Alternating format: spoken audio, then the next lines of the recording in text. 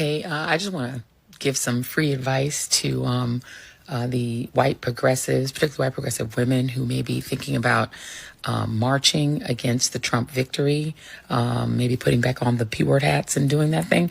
I would just say probably don't send any of those invites to any black women you know.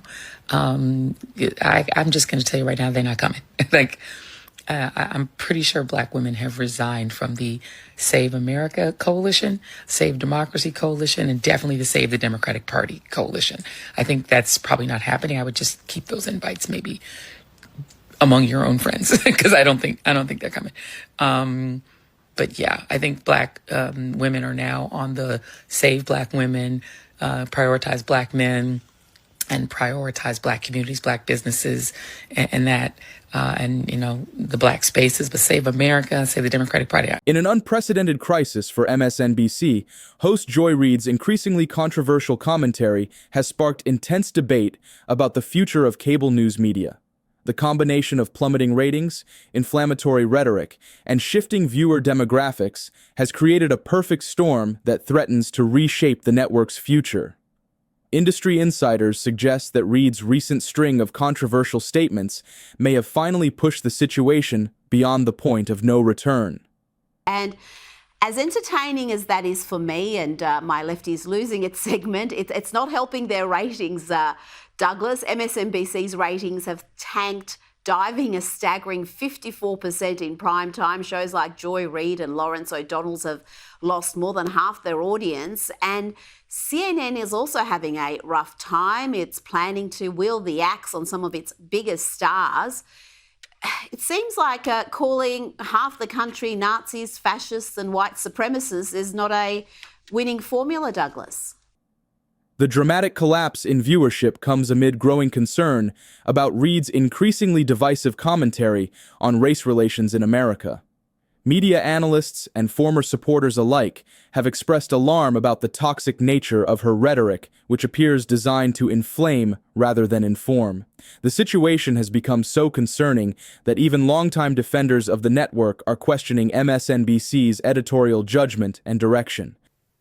There have been a couple news articles that have floated the idea that NBC, that Comcast may sell MSNBC. And I do think that's being floated for reasons like this, because although the cable news network, the cable news arm of the network makes money, it does cause some problems for the larger enterprise. And I wouldn't be totally shocked to see that happen.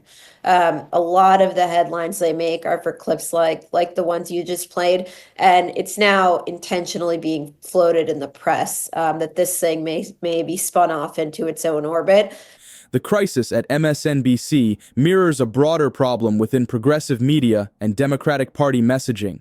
As ratings plummet and viewers tune out, there's growing recognition that the strategy of extreme rhetoric and personal attacks has backfired dramatically.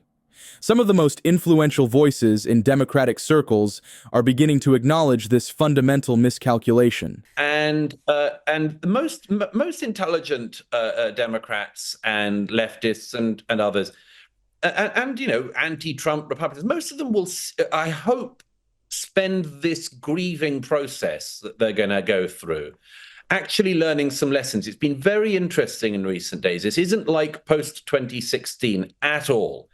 There actually haven't been as many complete meltdowns. And there's lots of reasons for that. But I'd like to think, putting a positive spin on it, is that one of them is that some of the Democrats and others have actually started to get the message.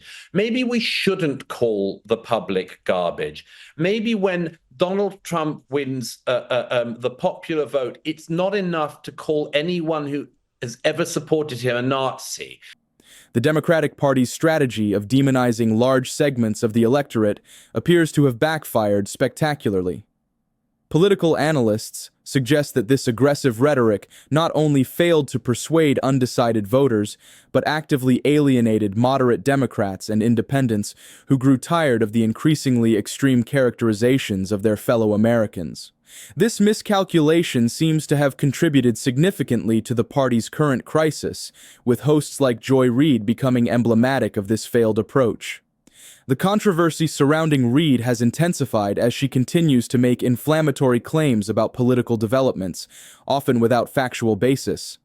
Her recent commentary has taken an especially alarming turn, promoting fear and division among various demographic groups.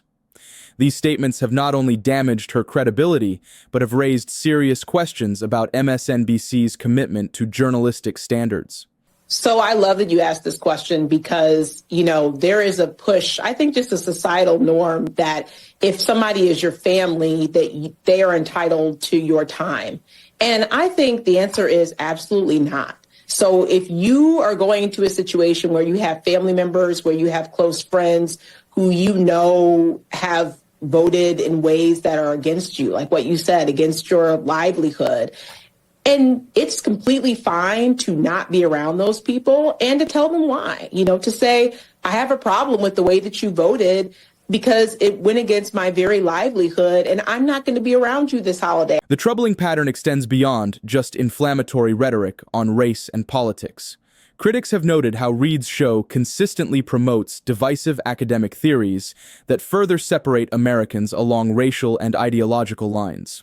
Her approach to political discourse has raised concerns about the broader impact on American society. And people who went through academia were crying from the rooftops for years, saying, please pay attention. This is becoming mainstream. This is being planted. The seed is being planted in the minds of young people, and they're moving into C-suites. They're moving into newsrooms. They're moving into boardrooms. Please do something. Stop throwing them a bone. Stop extending the olive branch. Stop taking this stuff seriously because it is utterly unserious. It is stupid.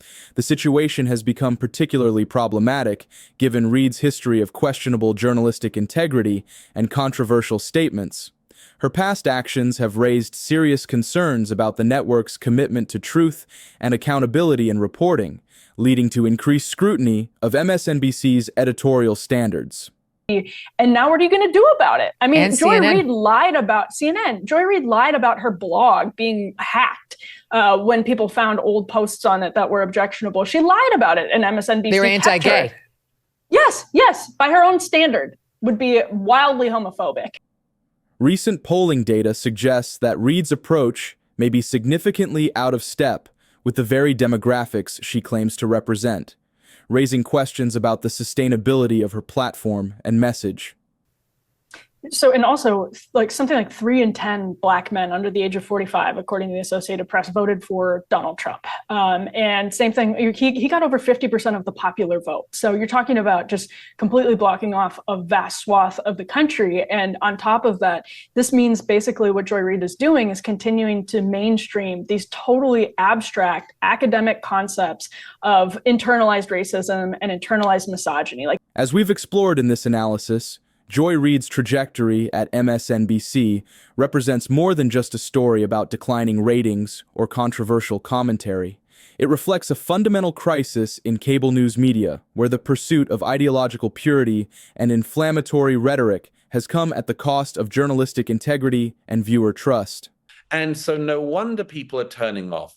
I think it's really important. I say this, the Democrats who ever want to get back into office again have to listen to this result and realize it wasn't the public that was wrong. The question now facing MSNBC, and indeed all cable news networks, is whether they can find a path back to responsible journalism that informs rather than inflames. Can they balance the need for engaging content with the responsibility to promote constructive dialogue in an increasingly divided America? Will the network continue to platform hosts who consistently promote division over unity? What do you think? Should MSNBC continue to support Joy Reid's brand of commentary, or is it time for a fundamental change in direction?